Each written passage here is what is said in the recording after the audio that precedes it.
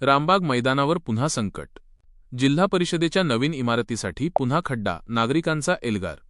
प्रदूषणाने त्रस्त झालेल्या आपल्या शहराच्या फुफ्फुसा समान असलेल्या रामबाग मैदानावर पुन्हा एकदा संकट ओढवले आहे।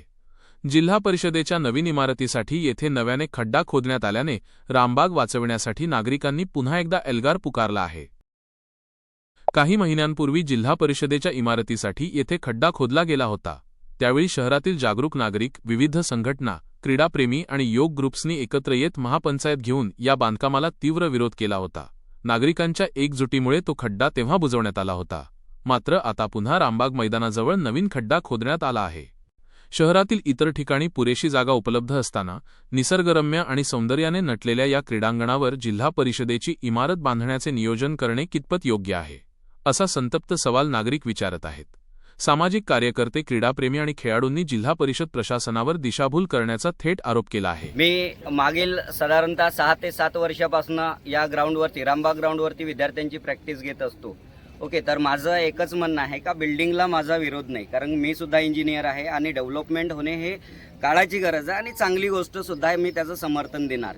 परंतु ज्या ठिकाणी तुम्हाला जागा अवेलेबल असताना सुद्धा गव्हर्नमेंटला काय पडलेलं आहे माहीत नाही। मागील साधारणतः एखादी वर्षाच्या अगोदर मैदानामध्ये पुरेपूर त्यांनी जागा व्यापलेली होती।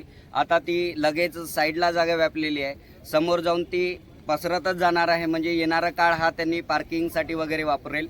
आणि अक्षरशः मी बघत आलेलो आहे की सिंथेटिक ट्रॅक बनलेला आहे, परंतु सर्वसाधारण खेड्यातून गोरगरिबांचे येणारे विद्यार्थी हे शूज किंवा प्रॉपरली डाएट वगैरे एवढा खर्च करू शकत नाही। त्या अनुषंगाने त्यांना मातीचं ग्राउंड आवश्यक आहे। मातीचं ग्राउंड फक्त आपल्याकडे इथे मुख्यालयाला अवेलेबल आहे, परंतु ते त्यांचे डिपार्टमेंटल असल्यामुळे त्यांना विद्यार्थ्यांना अलाउड राहत नाही।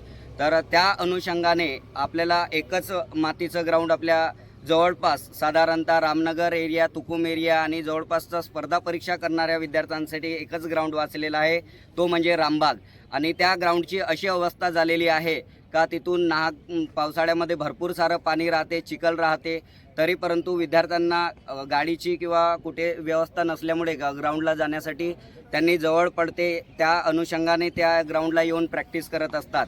तर माझी एकच मागणी आहे की इथे पुरेपूर ही जी जागा आहे ती ग्राउंड डेव्हलपमेंटसाठी देण्यात यावी।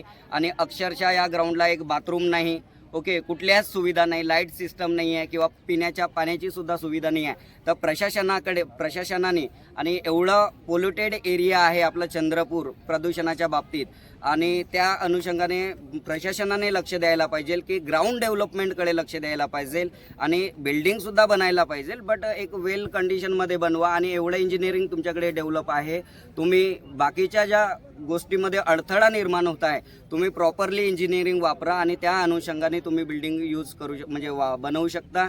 आणि तुम्हाला तुमच्याकडे जर जागा अवेलेबल असताना एवढ्याली झाड कटाई झालेली आहे, पहिले तुम्ही झाडे लावता नंतर झाडे काढता, हे कुठलं म्हणजे समजत नाही काय तुमचं डेव्हलपमेंट आहे की काय करायचं, तुम्हाला काय साध्य करायचं आहे। मी कुठल्याही पक्षाचा किंवा कुठलाही प्रवक्ता नाही, विद्यार्थ्यांचं एक प्रतिनिधित्व या अनुषंगाने मी आज बोलत आहे।